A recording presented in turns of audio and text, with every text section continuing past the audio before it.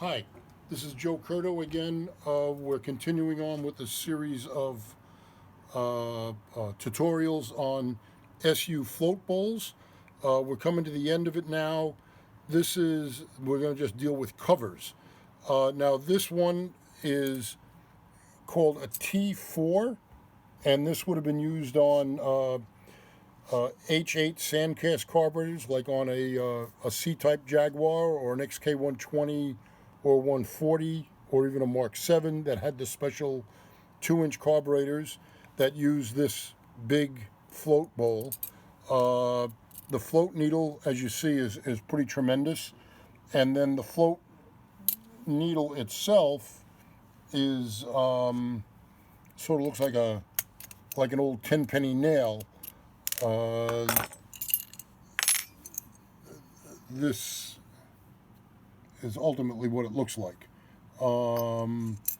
This gets reassembled, and the float level on this, most of us we're using 3/8 or 7/16 on this style, but on this big cover, the initial fitting is 5/8 of an inch from resting on this cover to under the fork.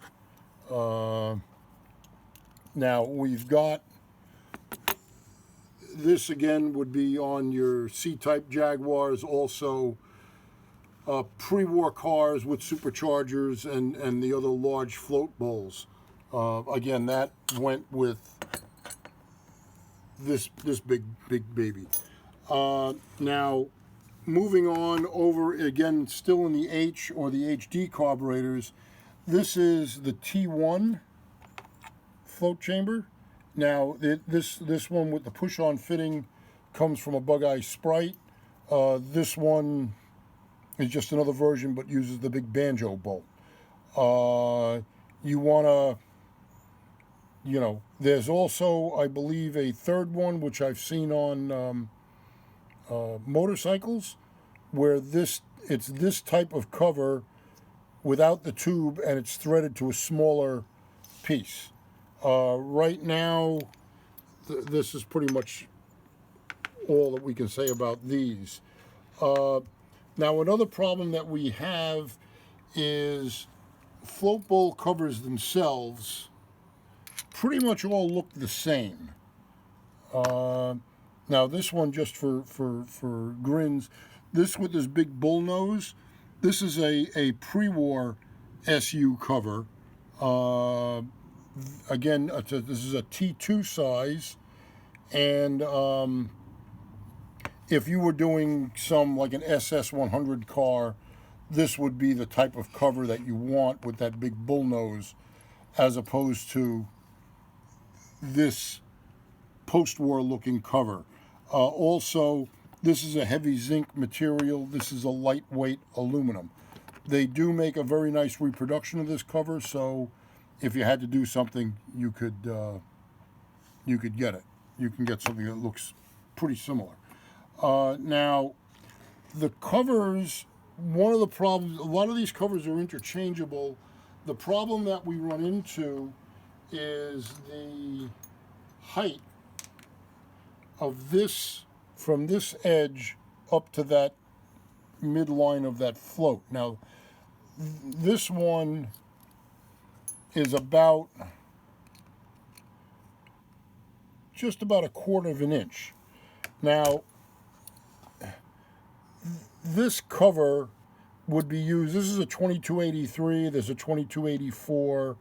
Those are used on BJ8 Heelys, 4.2 E-types, and other carburetors down the line.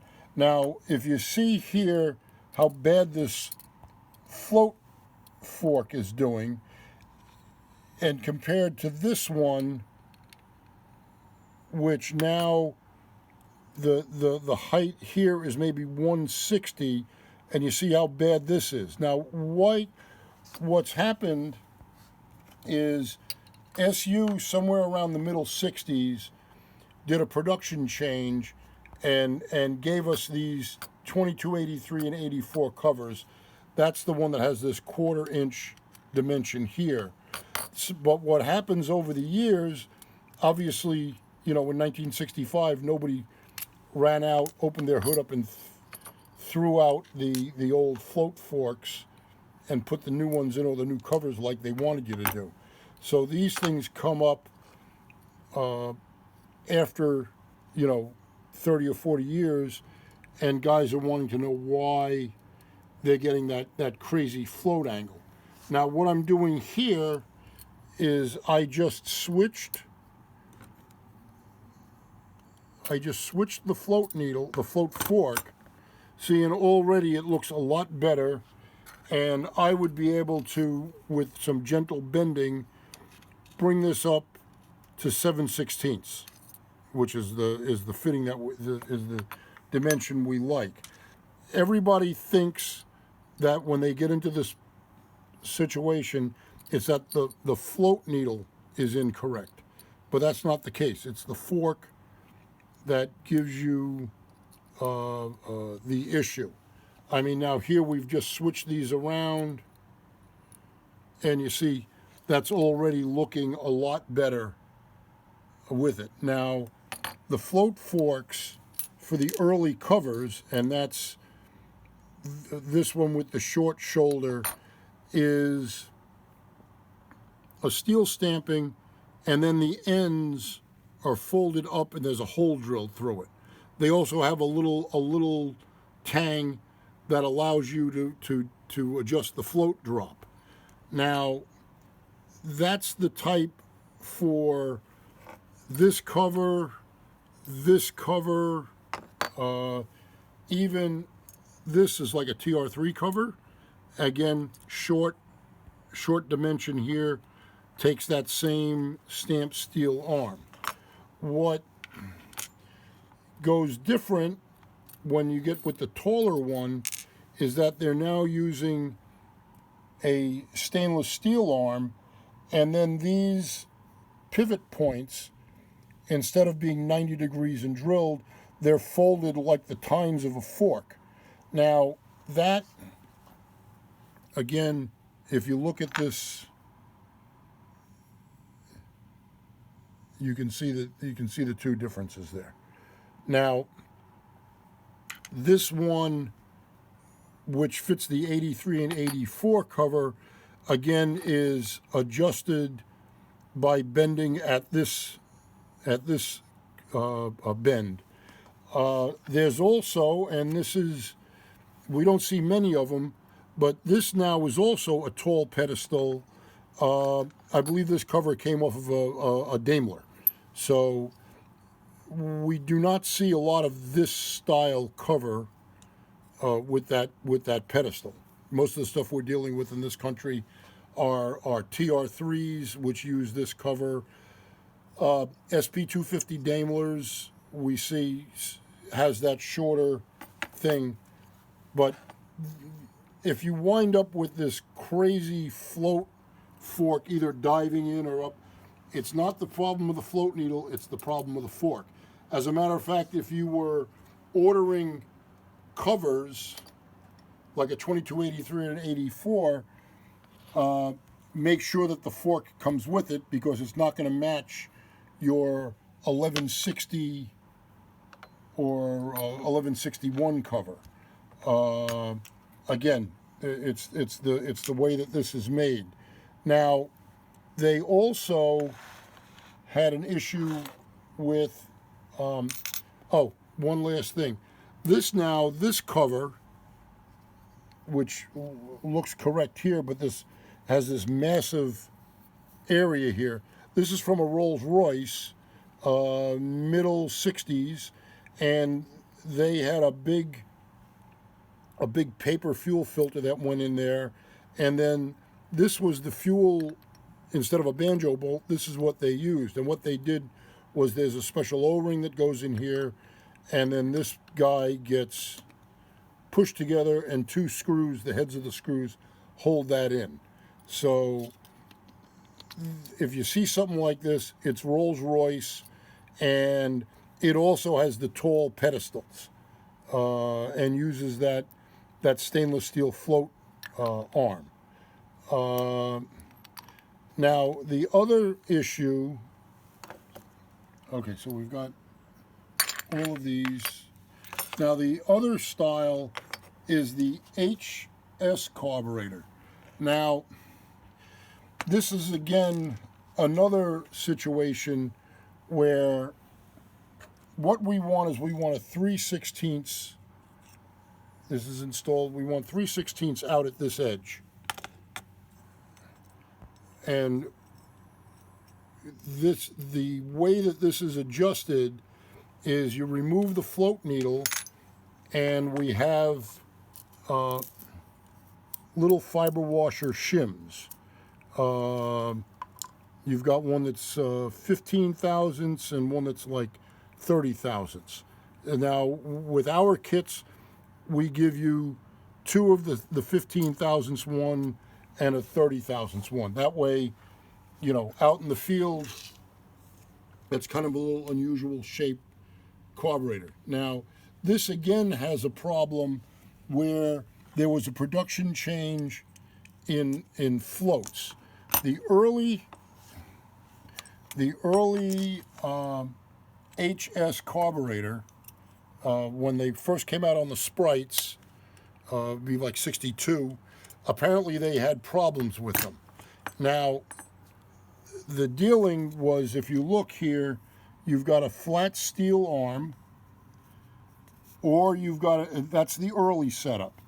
Then you've got the late steel arm, which has got this rise, this 1/8 of an inch rise. There's also a later float, which is all plastic. Okay, so this float are interchangeable, even though they look different. But if you took either one of these floats and put them into the cover that requires this flat arm float, I'll show you what you're going to wind up with.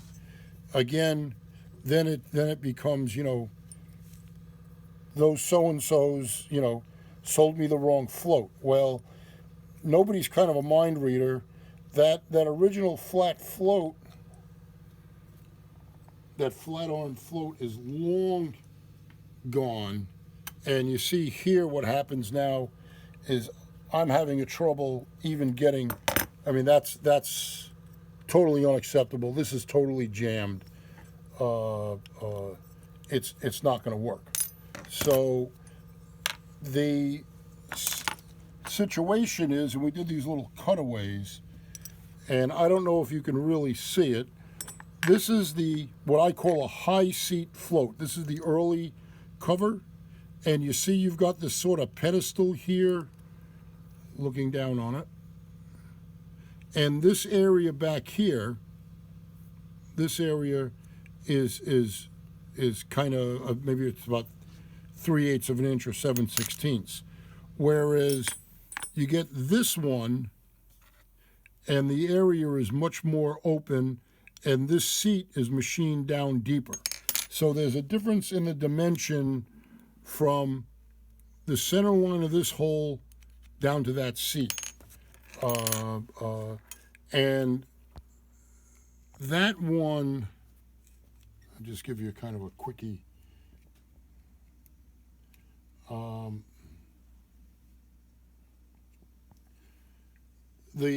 That's about 3/4 of an inch. Now that's that's from a late cover, which I've called this a low seat, and that allows you to put the all plastic float.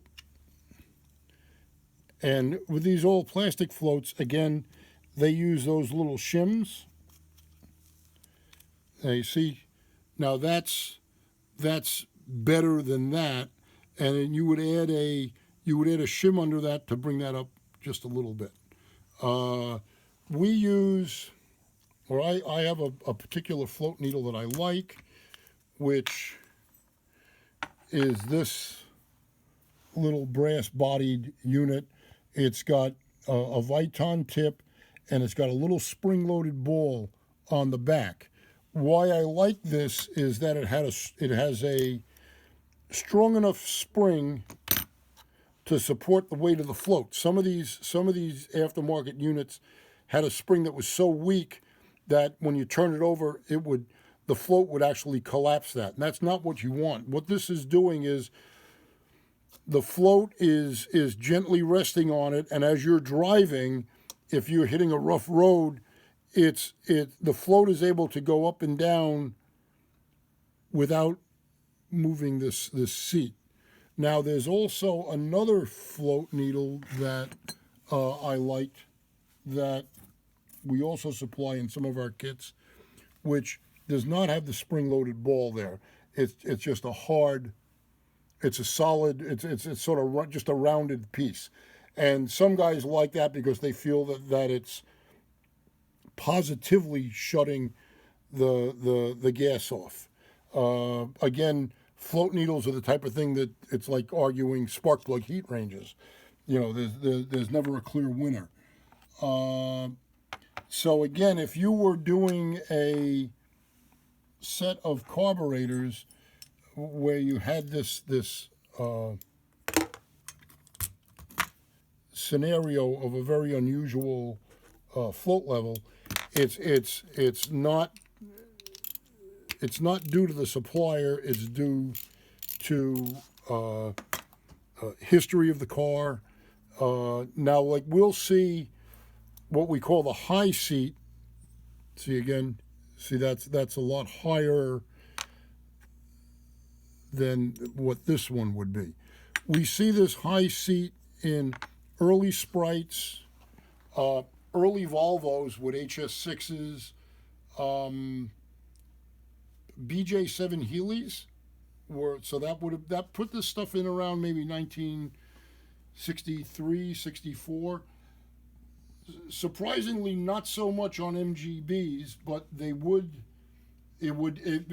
early ones would fit into that range. Now, you can either they still make a lot of these covers, or you can go to the swap meets and find different variations of it. And again, if you know what you're looking for, you're going to see a deeper seat. And like this area here, those are two biggie ones. Not that one.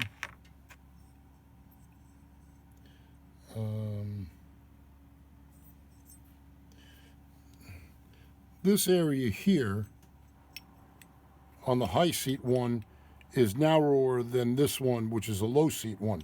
So that way, like if you were looking at a carburetor in a pile, if you saw that looks small, then you don't even bother. You want to get the one for the later setup.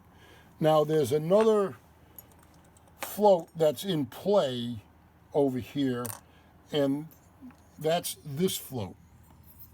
Now we've dimpled that. This was dimpled and it was bad anyway, so ignore that. But this piece, this float would show up in a tricarb Healy, shows up in a Rover 2000, and again, there's high seat and low seat float forks for this setup. So now this one, which is again folded with the holes drilled, this you would find in a Healy tricarb. But this one, which is like folded like the tines of a fork, and it's sheet metal, this you would find in a European Jaguar, like an XJ6. You would find this in a Rover 2000, and again, the setups would be,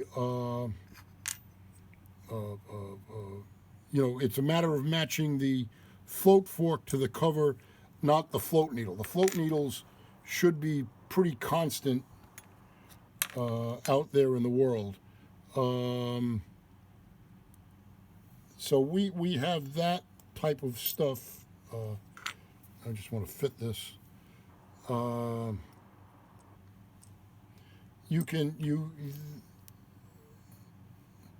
Finding those now.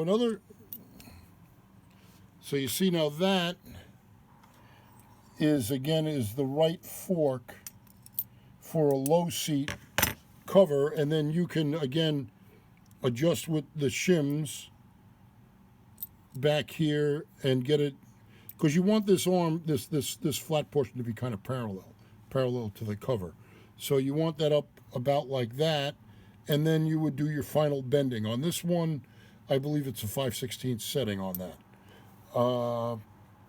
We also make a nitrofill float. Again, the black foam. You've got that float with that arm. This float, factory float with the zigzag in the arm, or the all plastic float, are all interchangeable.